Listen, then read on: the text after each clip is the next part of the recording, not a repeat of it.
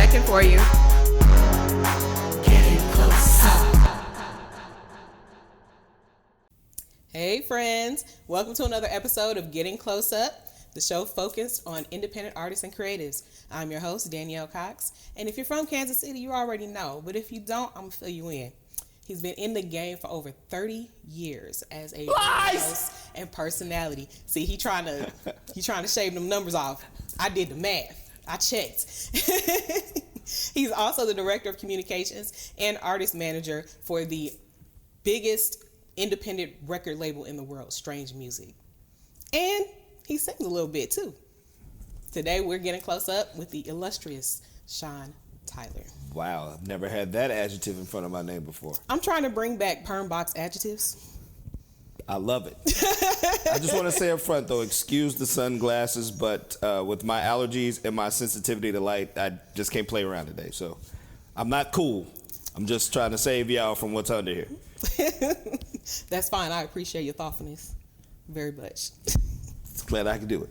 I feel like every episode I'm saying, I got so many questions to get to and I got so much I want to talk about. And I literally do. But I do want to start out with a few questions about you. Okay. Specifically first. Now, you got your start in radio accidentally or by chance, really. But it kind of started with you taking a comedic slant. So who are your top comedic influences? Wow. So I'm a nerd. And I love smart comedians. So Steve Martin has always been one of my favorites.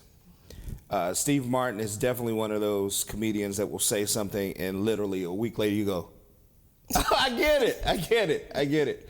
And Steve was the first mega comedian.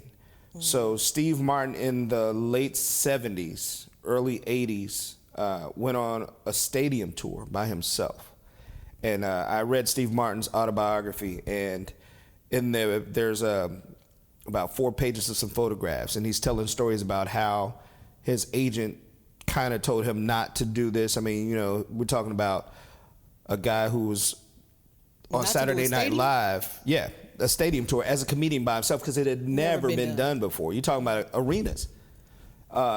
And Steve Martin, who had been on Saturday Night Live quite a few times as a special guest and then as a host, some of his characters are all-time classics. You know, I'm a wild and crazy guy, and the arrow through his head. So, I mean, he was huge. So Steve decided to take this chance on himself. He booked these stadiums and arenas by himself. So in this book, there's a page from his notebook, from his hand notes, where he's writing down the information for the booking and the name of the arena or the stadium or whatever and the hotel. So there is Kemp Arena. Oh, wow. And then there is the Hyatt Regency's phone number in there, and the 816-474, the number that is still existing today for the Hyatt, it's in these notes. And I was like, that is cool as hell to have that connection to Steve Martin. But smart comedians have always been my thing. So Steve Martin is one. D.L. Hughley, who's a good friend of mine, is definitely on my list. Dave Chappelle. Is like 3, and I don't know if because it's weird because I'm friends with a lot of these comedians now, so I don't really like fan out on them. Right. But I do fan out on DL because whenever he's here, we always sit and talk and have these political conversations because he's super smart. But Steve Martin and Dave Chappelle, those 3. And he has a way, both of them do, have a way of putting it into words that paint a picture and help you understand it a little bit better. Yeah. And now, Dave always brings it back and connects it to something else and then always makes you realize like, oh, how did I let that slip my conscience? Yep. He brings it right back around. Yeah. No, that's a dope top right there. And as I mentioned in the intro, you also sing. So like, you sing in the car, in the shower. I don't. How was that possible? First of all, I didn't even know I could sing at one point in time. So I guess 7th grade year, end of the school day, I went to a black private Catholic school. I'm walking down the hall about to leave the school, and I hear a voice say, Sean, tomorrow after school we're having choir auditions. I need you here. They're not talking to me. So I'm like walking. That's she what I would goes, say it. Can you hear me? I was like, I turn around, it's Miss Brown. She goes, I need you tomorrow after school. We're having choir auditions. I'm like, I don't sing. She's like, 4 o'clock tomorrow after school. I'm like, all right. So I don't know what to do to prepare for an audition. I've never auditioned before. And again, I didn't know I could sing. But my family raised around music. Always music in the house somewhere. Saturdays, everybody's cleaning up, watching American Bandstand, Soul Train, playing air guitar with the broom or whatever. And just, so we're not paying attention to the fact that we're holding notes. We're just singing and doing what we're cleaning up. So my mother was a huge Whispers fan. So I know every single word to every Whisper song ever written, ever recorded. So I'm like, that's the only thing I have prepared. That's the only thing I know by heart is Whispers music. So again, this is a black private Catholic school. I was about to say, this is a Catholic school, right? It is. So I go the next day after school. I'm in, my name gets called, I go up, and I'm singing this Whisper song. So I get to the part where they're saying, have you ever been kissed down your back, around your navel, and all of that. So we're not paying attention to the lyrics as kids, it's just music. So I'm singing it, and one of the nuns goes, okay, that's it, okay, you're in, you're good. I'm like, rrr. So again, had no idea I could sing. So that year, I ended up Catherine some flashbacks. Man, so I ended up being in the choir, singing lead on a bunch of stuff, and being the lead in the drama department's production for my 7th and 8th grade year, which continued on well after that. But 7th grade year, we did You're a Good Man, Charlie Brown. I played Charlie Brown. I must have monstered that role, like really bodied that role somehow. Didn't know I could act either. Because 40 years later, people's parents still call me Charlie Brown. Are you serious? I got a standing ovation that seemed like it lasted forever. It's not just the haircut.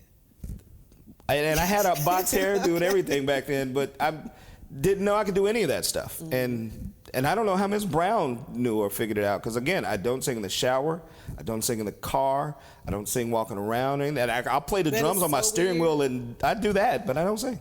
That is so weird. It's interesting though. It's an interesting little tip. And to round it all off, one thing people may not know about you is you love to cook.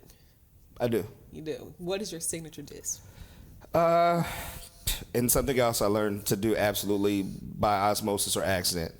I learned to cook watching my grandmother, which I didn't know I was paying attention to her cooking. So everything's by hand. I don't know the measurements on anything. It's all done with a pinch of this, and they call it love cooking. Yeah. So that's my kids ask me recipes and stuff. I'm like, I don't know what to tell you. Season until the ancestors tell me to. See what I'm saying?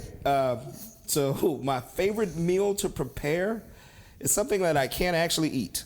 I'm allergic to eggs. So every holiday, major holidays, my family does brunch. And they always ask me to prepare either my spinach and crab quiche or my broccoli and shrimp quiche, one of the two. But they always ask me to make a quiche, and they're gone as soon as they're cool enough to eat. Wow. And obviously I can't taste them, and I've never had them. No, they sound amazing though. I mean, I'll try it and I'll let you know if it's good. Right. But it's fun to cook, and I think it's just weird that I'm actually preparing something that if I ate it, it'd probably take me out. Exactly. And that's like the main thing that everybody wants you to cook. It's like, don't lick your fingers. Oh my God. That's hilarious. Well, as we mentioned, you've been in radio for a very long time. You got to start very, very early. I want to ask you a question. It might be a little provocative, but in your mind, from your perspective, is radio dead? No.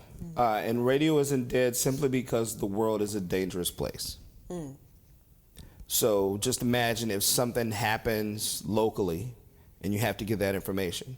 You're not going to get it from Spotify. No, you're not. You're not going to get it from SoundCloud. Right. You're not going to get it from YouTube. You're automatically going to turn on the radio if you're in your car, or you're going to turn on the TV or something local. So the more dangerous the world is, the more the world needs radio. And believe it or not, radio is actually there, and all DJs have that FCC card because they are news people. We have to be ready and able to tell you where to go in case of emergency and be able to articulate any situation to help provide safety to the listeners before we are personalities on the air to provide music and entertainment. So that's the one job they're all supposed to be able to do, more so than anything else. And so is that responsibility just to, radio like on the airways, but not to satellite or anything like that? Like any other digital platform? Yeah, so those are new platforms, and I don't know, but if they are on the air because of FCC, I'm sure somebody in that building has to have the capabilities, or they'll probably flip a switch and connect you to a local program somewhere. That makes sense.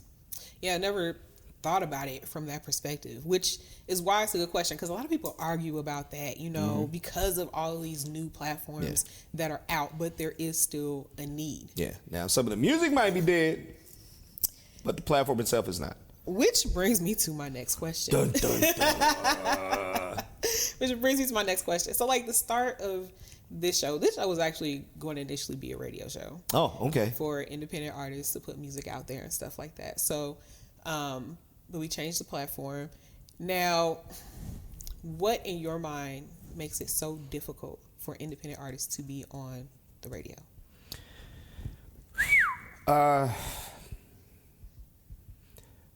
Probably in a weird way, the same thing that makes these young people so hell-bent on getting likes and getting attention on these social platforms. They are trying to make sure they stay in the mainstream somehow. So they'll continue to play the 5 songs that they think everybody wants to hear so they can stay popular with those people. And it's weird because if I want to hear, a Chris Brown song over and over, I can dial it up at any time and listen to it whenever I want to. So the radio station absolutely does not have to play it 5 times every hour, because no matter how much I want it, I can get it whenever I need it. And in the case of Kansas City radio, we have a family-owned business that's not a national property, so they could actually dictate what they play anytime they want to. So they could actually go all local if they wanted to, or present half of their day to go all local if they wanted to. Nobody's telling them how to or what to play. They're doing it themselves. But then again, like I said in the beginning, to try to maintain some kind of popularity or be connected to what's happening, they're like, well, this is what's popular with them, so we'll just continue to play these 5 songs over and over. That is wild, because the thing I really expected, I don't know what I expected, but part of me expected a slightly different answer that would knock down my cynicism a little bit. But you actually said exactly what I've been thinking. No bigger cynic than me. I've been literally thinking that, and you just confirmed it. So that just begs another question, because I've been noticing a trend too where TikTok and things like that are dictating what gets played in different places and stuff like that too. So like literally record companies really don't exist anymore, but in order for you to get signed with any label or whatever, you have to be popular on these platforms. But what these people don't understand, but they're clout chasing, is that if you're already popular, you don't need them. You don't need them. You can do what you need to do, and you can already start to monetize and get the money yourself. And I run into this with my kids all the time. They'll call and ask me something, or like there was a recent situation with my son and his dog, an emergency situation. So he immediately goes to the vet and he's doing some other stuff, and I'm like, have you gone on YouTube and Googled the information or Google the information looking for to see? Because I'm sure this has happened to somebody else before. So, and he goes, oh, goes on to YouTube, finds out what he needs. His dog's feeling better. But I'm like, so your mind is not functioning the way it's supposed to function, because they lack a level of common sense that is unreal to me. Because this resource has been available to you your whole life. Right, but you'll Google anything else that you want. Like, if you're looking for when the new Jordans come out, you'll Google or find out somehow, and you'll be online ready for them. But if it's an emergency situation, your mind doesn't click to be like, oh, let me go and see if there's got to be a YouTube video for this. And they don't do it.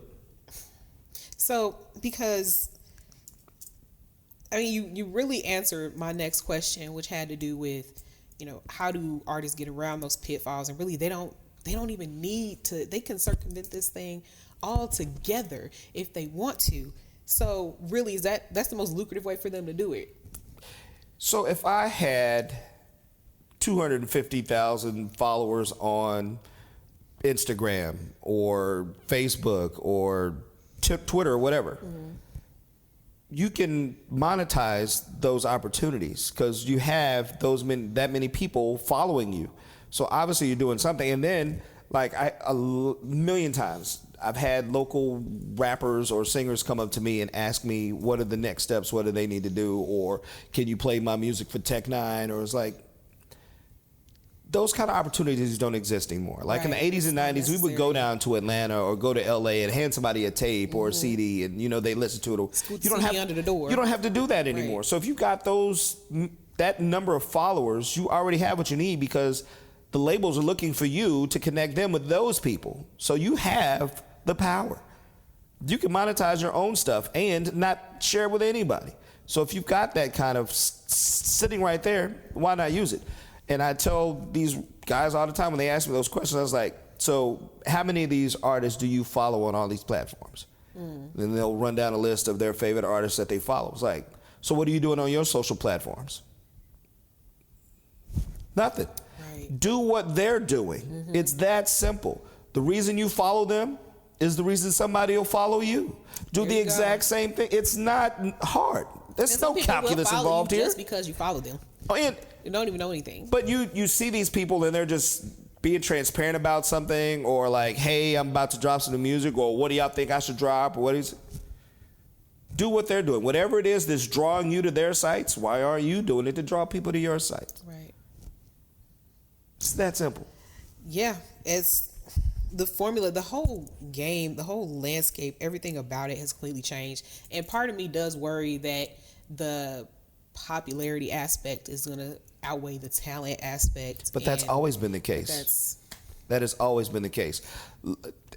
And people don't even know this story or just never paid attention to it. Do you remember when Keith Sweat, How Deep Is Your Love came? No, what's the song with him and the young girl on it? Let Twisted. me tell you how I really love you. Let me tell you how I really that song. Oh, no. Make It Last Forever. Make It Last Forever. Okay, so the young lady's name is Jackie McGee. So when the song came out, everybody's like, oh my God, who is this girl? She's amazing. So she needs to put out an album. So this is pre-social media, but this is the power of fans and their narcissism and their expectations of how someone should look or sound, or they dictate all of that. Yeah. So Jackie McGee was not really an attractive person. She's an amazing talent. But not conventionally attractive as far as people expect. Exactly. So when she dropped her album, it went cellophane because they saw her face and nobody wanted to get it. But but the same with the Weather Girls. They weren't aesthetically what people thought they were, but they loved everything that they ever did. So when the Weather Girls dropped their record or whatever, it was big in the 70s, and then they disappeared in obscurity. Then the 90s came around, they were doing the hooks on all these songs. Got watched again. Everybody loved everything about it until they found out who was doing it. I'm like, what is wrong with you people? But and we're still there. Now it's 1,000 times worse because of social media. Steroids. Yeah, it's real bad. But the industry has always been about not so much the talent, but pleasing someone's narcissism or, excuse me, or whatever their likes or dislikes are. Yeah, it's crazy. The more things change, the more they stay the same. So as I mentioned earlier, you're also the Director of Communications and Talent Manager for Strange Music. What all does that entail? You're probably going to tell me everything from babysitting, watering the plants to babysitting. So, Director of Communication is just kind of really glorified babysitting because of these social platforms. You need another second. Take another second. You good? If this was tequila, it would wash it all away. That's fine. Him over there won't let me have stuff in my glass besides water. The man. So just making sure they adhere to the principles and the guidelines and the basic beliefs of the company and not doing anything outlandish. So, like, take that down. Why would you post that? We have a social media department. Let them post it. That's probably a lot of that going on. Yeah. I can imagine. Rappers are sensitive people. No matter how tough they claim to be, rappers are sensitive people. Artists are in general. Oh my God. And then since the pandemic, we have a lot less staff. So I find myself now doing everything from helping to produce songs and music videos, and doing wardrobe for the music videos, and creating looks for the artists for album covers, and everything. So being the artist manager for the label, I'm more of the liaison to the artist and the label if they have their own personal management. So that's babysitting. And so how long have you been doing this though? So for about 10 years, but I was Tech Nine's original road manager at about 91, 92. Oh, wow, really? Yeah. So a friend of mine that I went to high school had started a management firm back in the day, and Tech Nine was one of his first clients. So we got Tech his first major record deal with Jimmy Jam and Terry Lewis, Perspective label, back in the day, and I was Tech's original road manager and still on the air at the time. Wow. So in the past few years, still back in the office working for Strange, doing what I do, and being on the air at the same time. So it's nothing new, but full circle. Full circle. Full circle moment. Yeah. Now, what in your mind, because you've been doing this a long time, what in your mind is the main thing that someone needs to have within them to be successful in this business? Like thick skin. So there you go. Thick skin. Because again, you're going to be ridiculed on every level, from your look to your sound, and then people who aspire to get what you have will hate on you on every degree. Just to do it. Yeah, and and some people that just agitate. So, you'll make a post and they'll say something just to get you agitated, and then you'll reply, and then it becomes a whole thing, and then it just becomes a bigger thing, and then it becomes a bigger thing. So I always tell my guys anyway, stop talking to them. Yeah. Say what you say and leave it out there and let it live, and let them go amongst themselves with it. Yeah. Unless they're saying something that's super detrimental to who you are as a human being, then we'll come up with a statement and we'll say something. But don't get involved in the back and forth. No. Because there are people out there who are just waiting to get their name off of you. And then you slip up and say the wrong thing, and here we are in a Kanye situation. Yeah, and then he ain't the only one. And it's not just still big stars going back and forth with fans. Some sports announcer the other day, white guy, was trying to say the Negro Leagues Baseball Museum and ended up cutting out everything but the N-word. And then had to apologize for it. I'm like, that's more than a Freudian. But that's what I'm saying. And here's my thing. And I'm not trying to desensitize the N-word or other races using it. But it's 2023. You know for a fact that this country has a racist background. You know for a fact that there are white families who were wholly raised on the fact of you're less than, you're not as good as, you're not human, you're just scum, we should own you. Those people had kids, and those people had kids, and those people had kids, and those people are still around. So the fact that you run into an old white person who used the N-word before or so loosely in their vocabulary, don't be surprised. It happened. Yeah. Correct them. But don't, be like, oh, I can't believe they said that. But no. That reaction is the thing that fuels everything else too, because, in the end, the only reason why you're saying anything on this platform is to draw attention to yourself. But we have a power now that we never had before. So when they were using that word and trying to hold us down and beating us and using water hoses and dogs against us in the 60s, we couldn't say anything back to them. Now we can. So we can sit them down and, let them have it and let them understand. It's like, hey, definitely. I understand that was your grandpa and them, but, today you'll be missing some teeth.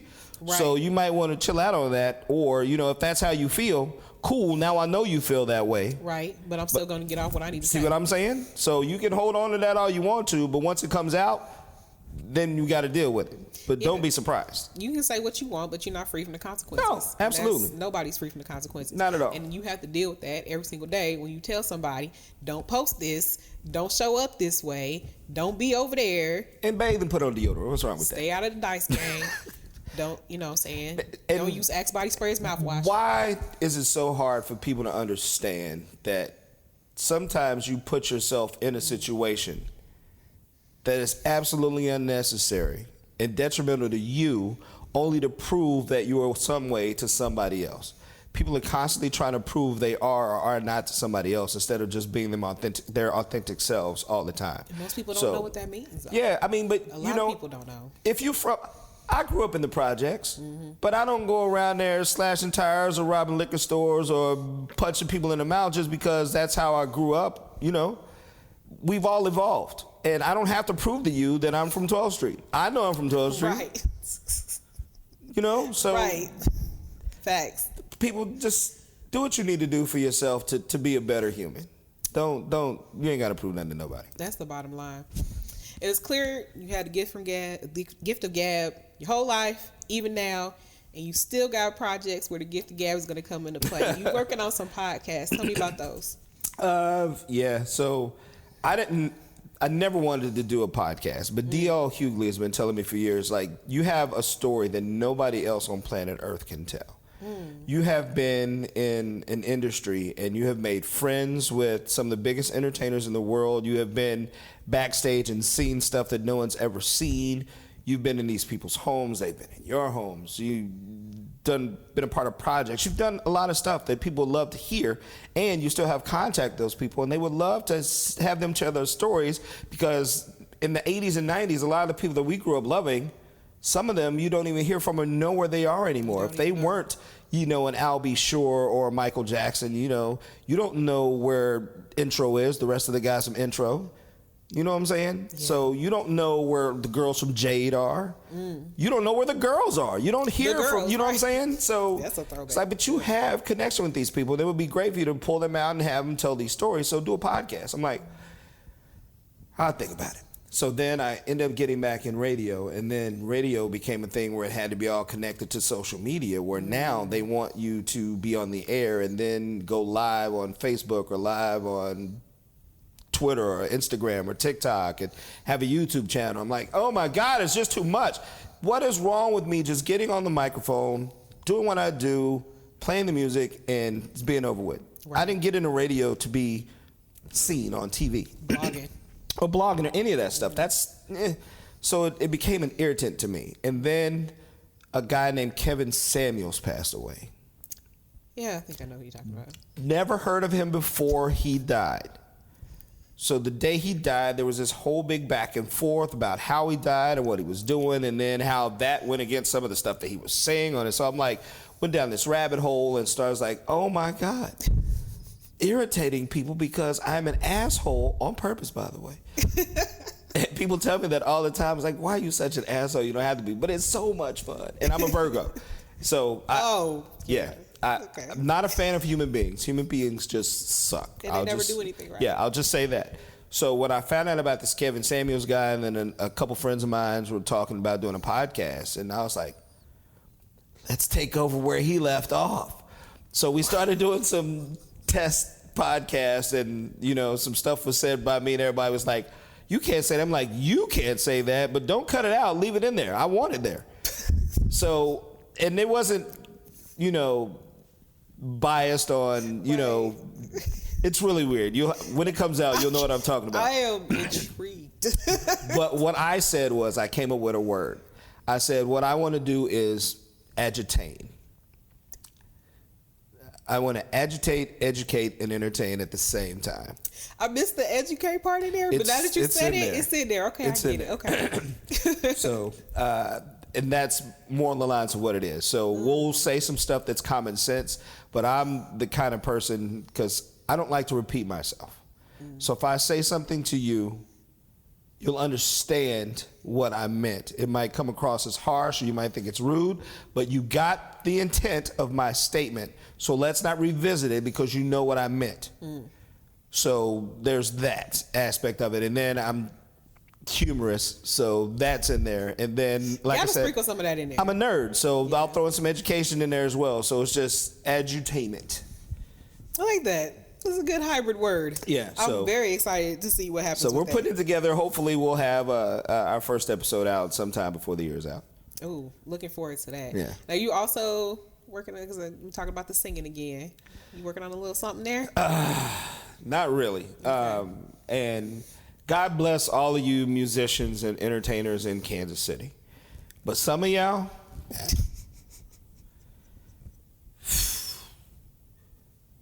your ego is way beyond your talent level. Ooh.